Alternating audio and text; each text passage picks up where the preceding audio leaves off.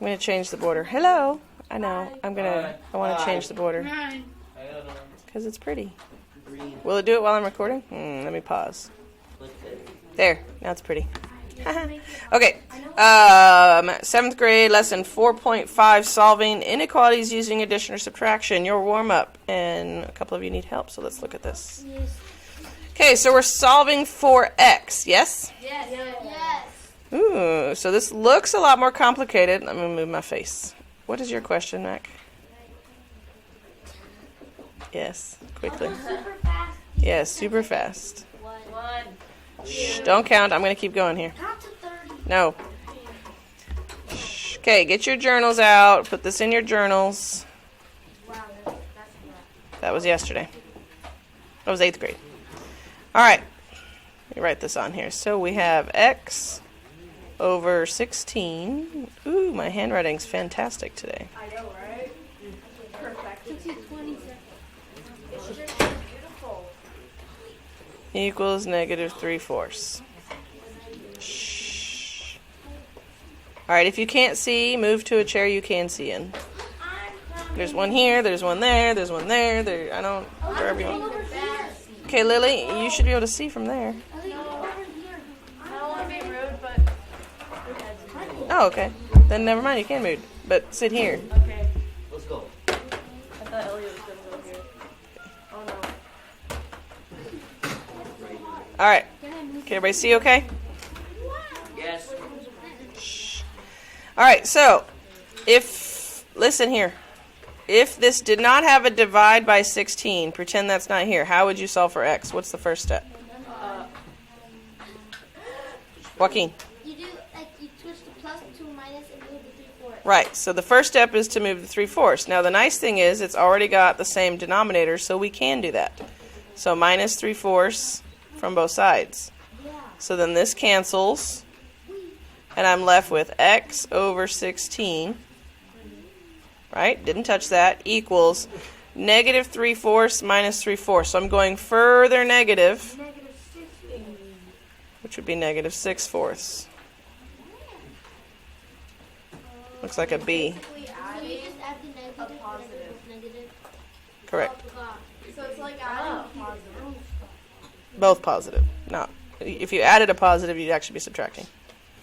So it's like ignoring the negative, saying 3 plus 3, and then throwing the negative back in front of it. Yeah, that's what I was saying. Okay. All right, so now let's look at this left side because x is still not by itself. What kind of math is going on right here? Division. So what's the opposite of division? Multiplication. So we're going to multiply times 16.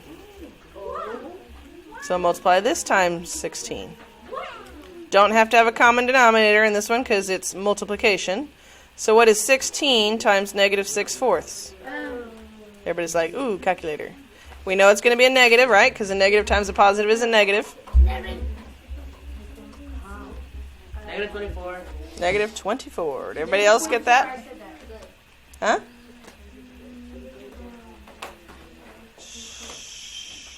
Oh. Not so bad, right? So you did. Just looked kind of intimidating, but Oh. break it down into the different steps and you'll be fine. First step we did was subtract the piece that was not attached to the x. And then we went, oh, this is just division. Opposite of division is multiplication. 8th grade whisper, please. Wait, can you leave it up? Yeah, I'll leave it up for a second.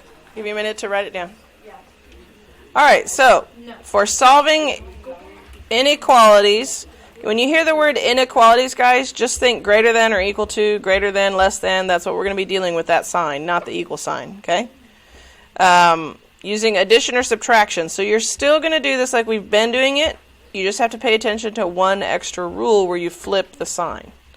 So let's look at this. When we add properties of inequalities, if you add the same number to both sides, nothing changes with the sign, and it would still be true. So if I had a negative 4 is less than 3, which is a true statement, and I added 2 to both sides, I still have the left side is less than the right side, correct? Yes. Okay, so that's all that's saying. If you add the same to, or if you subtract the same to both sides, then the statement would still be true.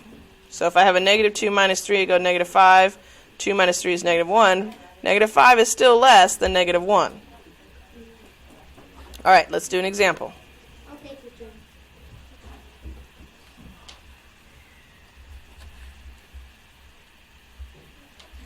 So we're going to solve this. Write this in your journals. X minus 5 less than negative 3. And then we're going to graph it on a number line. Okay, teacher. Okay, miss. Ready? Miss teacher, coach. Okay, so first step is to write it down. X minus 5 is less than negative 3. All right, so we need to get the x by itself. What am I going to do first, Camille? Add 5. So we're adding 5 to both sides. Whatever I do to the left side of the inequality, I have to do to the right of the inequality. So that cancels the 5 on the left. What is negative 3 plus 5, Ricky? Positive 2. So it would be x positive 2. And then you see the sign does not change because we did the same to the left as we did to the right. Make sense? Yeah. So your answer here is x is less than 2. Now we need to graph this. So draw a number line. Okay. And then just so you know, when I'm grading these, you don't have to write down every single one of these points on here. You can just put a 0. And then since I'm going to positive 2, I would go 0, 1, 2. That'd be the only 3 lines you'd see on my graph. Whoa. Okay, you don't have to do all these. Negative 4 to positive 6. I can only write 0 1. 0, 1, 2 is fine. Oh, wow. Wait a minute. So just 12. Wait, can you say that again? So instead of when you draw a number, when I'm grading your papers, instead of writing all of these numbers on here, you don't have to do that. I know I'm gonna put my dot at positive 2. So the only 3 numbers I would draw on my number line is the 0, 1, 2. Because I don't need to know the rest. They're there. You don't got to sketch them all. Yes, as long as you leave a space for the 1. Like put a dash, but you don't have to write the number 1. Whoa. So that I know you're at 2. Comprende? Yeah. Okay.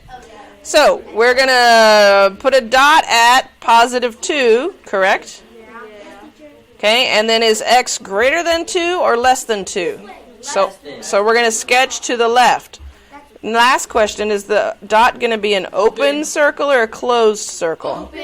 Open, because it doesn't have the equal to sign underneath. If it had the equal to sign underneath, it would be a closed. So we have an open circle, see here, at 2, and then we sketch everything, don't worry about all that stuff, everything to the left because x is less than 2. Interesting. Easy. Easy. Arrow. Question. That was not a question. That was I got this. Good. Yeah, Joaquin. Don't cheat me. I like checks. If you ever want to check your work, just grab one of these numbers down here and plug it in where x is and say, is that true? So if I put a 0, is 0 less than 2? Yes. All right, go do your try it's. Try it 1 through 3. I will leave the example in case you haven't finished sketching it. Okay, so let's do number 3 together. Let me get my whiteboard. Ugh, my face is in the way again. All right. No. Bless you. Okay, let me write this down. Negative 1/2. Wow, that's a fantastic 2. Greater than z, and since my 2's looks like z's, I put the little squiggly, minus 1/4. They can. Well, sometimes I don't put the loop on my 2. I just do the z looking 2. So I always put this middle little line to make my z's look like z's. Okay, I'm in the middle of an explanation, so if you want help, you're going to have to wait till I'm done with this one. Okay, so we're getting the variable by itself. What is our variable here? Z. So how do I get z by itself? I need... Shh. Hey, can y'all focus here and not talk to each other when I'm answering a question? Or y'all can just struggle. Your choice. So if I'm trying to get z by itself, I need to move what's next to it. This is a negative 1/4. MacDiego, how do I move it? You're going to do the opposite of subtraction, and we're going to add 1/4 to both sides. So over here, plus 1/4 on both sides. These cancel and leave the z chilling by himself, which is the whole point. Don't do anything to the greater than sign, just rewrite it. So then you do negative 1/2 minus 1/4. Okay, you can do it on a calculator or we can do it by hand. You got to get a common denominator. What's a common denominator between 2 and 4? So that would make this 2/4, right? So 2/4 minus 1/4 is going to go further negative. It would be a negative, Mac Diego. Woo, that should be a 4. I got overzealous. So negative 3/4. So this is negative 3/4. Is it wrong? Ah, good catch. This is a plus. This is a plus because this was a negative to begin with. To move it, we had to add it. Ah, good catch. Don't be afraid to argue with me, Elliot. Argue.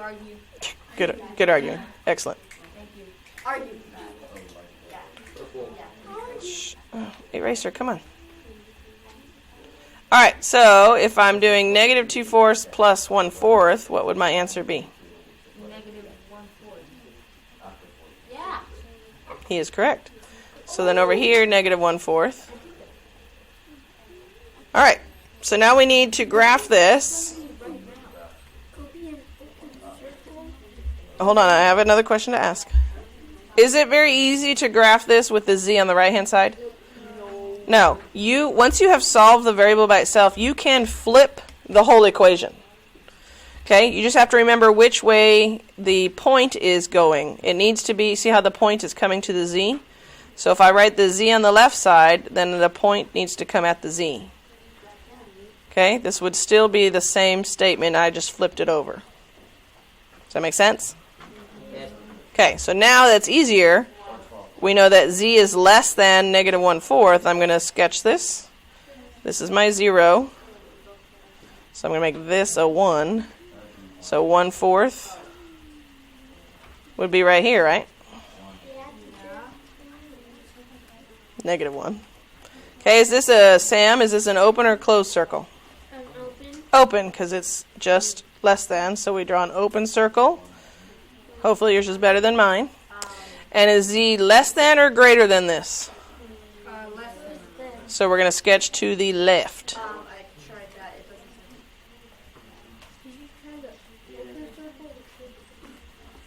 All right, let me go see what's going on. Let's go. 1/4 would be right here, and you need it to do open circle to the left. No. I've gone. So z less than negative 1/4. It works. Never mind. Okay. I was like, it's right here. Okay, any questions on how we did that? No. Magic. No, math. Oh. Magic.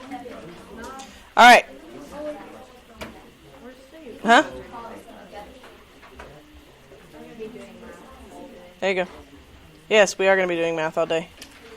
Okay, I'm going to pause it. All right, so we're going to solve this and then graph the solution. 7th grade, this is example 2.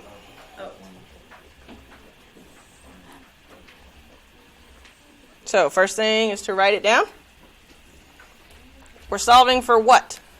Y. X. X. We are solving for x.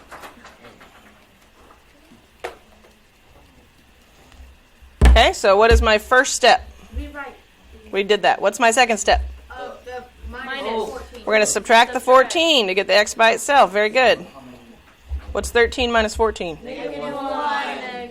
So x is greater than or equal to negative 1. Again, my x is on the right-hand side, so I can flip-flop it.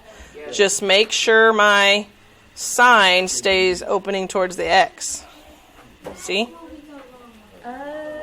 Yeah, if you're going to flip-flop it because the variable's on the right, you have to make sure that your sign goes with it. Okay. Okay, so now we can graph this. Draw a number line.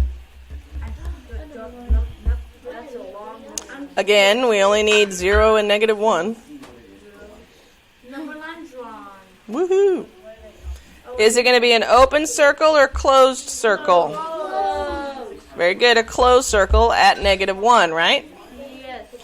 Now is x greater than this or less than? Greater than. Be confident. Greater than. Greater than, so you sketch everything to the right. Okay. Beautifully straight line. That's because the computer did it, not Mrs. Cease. Oh. All right, any questions? No. Okay, keep going on your try-its. Okay. Let's go. All right, last example, 3 in your journals. Please write this in your journals. To become an astronaut pilot for NASA, a person can be no taller than 6.25 feet. Your friend is 5 feet 9 inches tall. How much can your friend grow and still meet the requirement? So let's create our equation. We need to first convert feet, inches into feet, right? Because we have 5 feet 9 inches. So we're going to convert this 9 inches into feet, which means it's going to be a fraction. So 9 inches times our conversion factor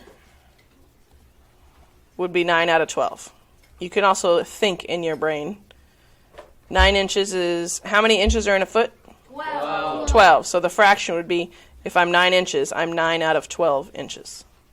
Does that make sense in your brain? Okay. So that's just the conversion. So now we know that we are, and then they made it a decimal because this is a decimal. 9 divided by 12 is 0.075. Okay? So once we have that, we know that your friend is 5.75 feet, right? Because he was 5 feet. We just converted the 9 inches. So far, so good? All we did was change 5 foot 9 inches into a decimal. Yeah. Thank you. All right. So we're trying to figure out how much he can grow and still meet the requirement. So he has to be less than or equal to what measurement?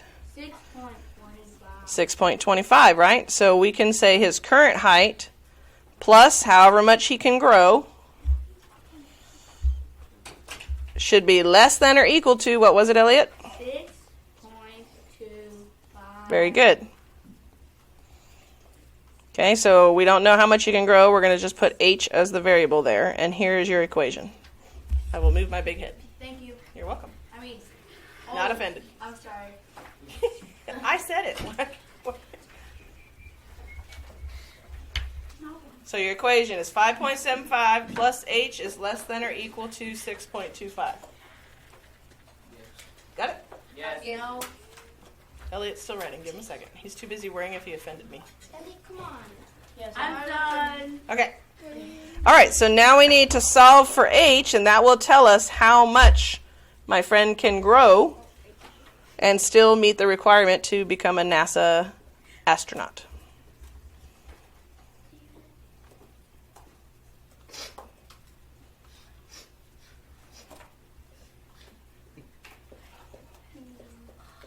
All right, so here's my equation.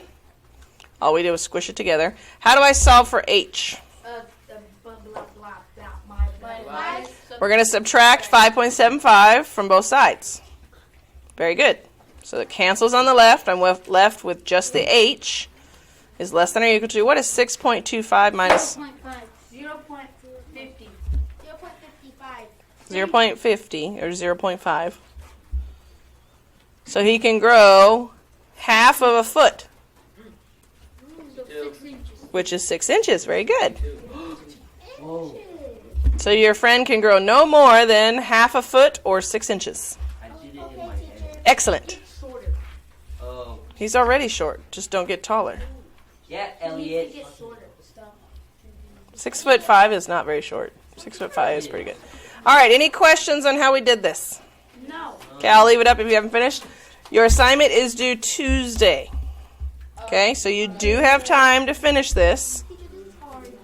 Okay, I'm going to give you until lunch, although I'm going to go ahead and assign your spelling test. So take a break from math and do your spelling test and then come back to math.